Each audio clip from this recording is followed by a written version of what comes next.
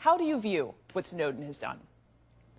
Well, I think that we should be most concerned with what Snowden has disclosed in terms of our constitutional rights. And I think people who want to turn the conversation to the person who disclosed this are people who either don't care about the United States Constitution and the Fourth Amendment, or who simply want to protect the political interests of the National Security Administration and the Obama administration. I think what should concern all Americans first and foremost is, why is the United States government, in what could be a potentially criminal and illegal and unconstitutional way, spying and surveilling millions and millions of Americans on an ongoing basis? And I think any effort to change the conversation away from that potential crime against millions and millions of people, and to a question about the person who's disclosed the crimes, is an attempt to say that people who expose potential crimes are the real criminals. It's an attempt, in a sense, to create an Orwellian definition of crime. And I know you talk a lot about the Constitution, specifically the Fourth Amendment, and I want to get to that in just a moment, but let me just get a yes or no from you, David. Do you see him as a hero?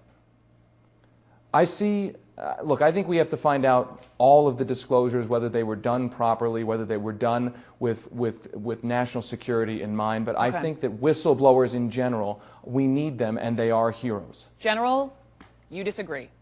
I do.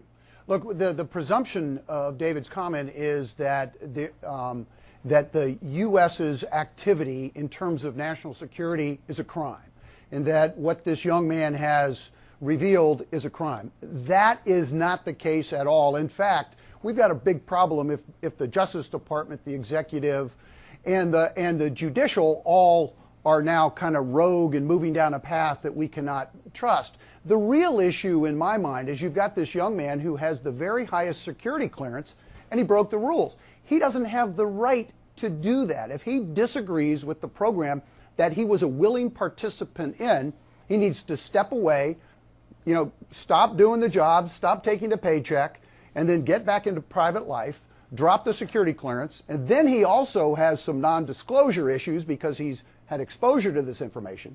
But he has a right at that point, he has every legal protection of the world to raise his hand and say, look, let me discuss this in terms that I can and tell you what I am thinking as a private citizen. He can't do that when he's totally embedded in the program, which he was. I want the two of you all to have this conversation. Let me just play just for a viewer a little bit more of this Guardian interview where you hear Snowden basically saying he could be revealing more and that he could have sold the information he has. Here he was. If I had just wanted to harm the U.S., that you could shut down the surveillance system in an afternoon.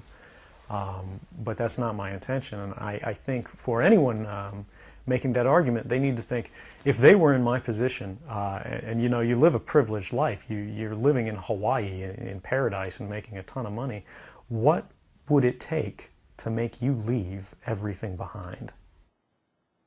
And now he has, and David, to your point, sort of the concluding argument you make in your Salon piece is that the government, the U.S. government, asks its Americans when they see a possible crime being committed, what do they say? It's see something, say something. And your point is that he did exactly that. That's right, and let me give you two examples here. I mean, the Director of National Intelligence, James Clapper, went before Congress and perjured himself and said that mass surveillance wasn't happening in the United States when he was asked a direct question.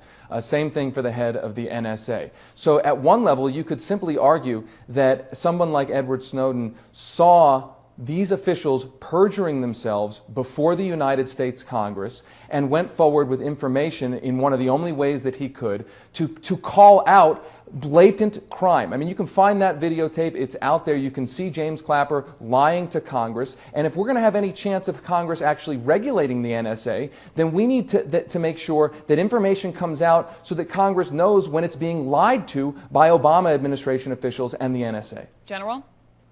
Well, I'm not going to respond directly to David's comment. Yeah. These are really outrageous comments that he's making. The fact of the What's matter outrageous is, about it?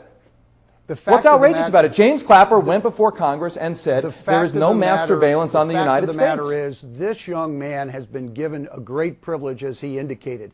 And now we're supposed to hold him up as a great savior of the nation because he didn't reveal all. Frankly, he didn't have the keys to the kingdom. He was a very significant piece because of the clearance. He has a very significant access, and he's a very significant piece of this overall apparatus that exists to try to protect our national securities. And this isn't blatant data mining. This is what's known as traffic analysis, pattern analysis.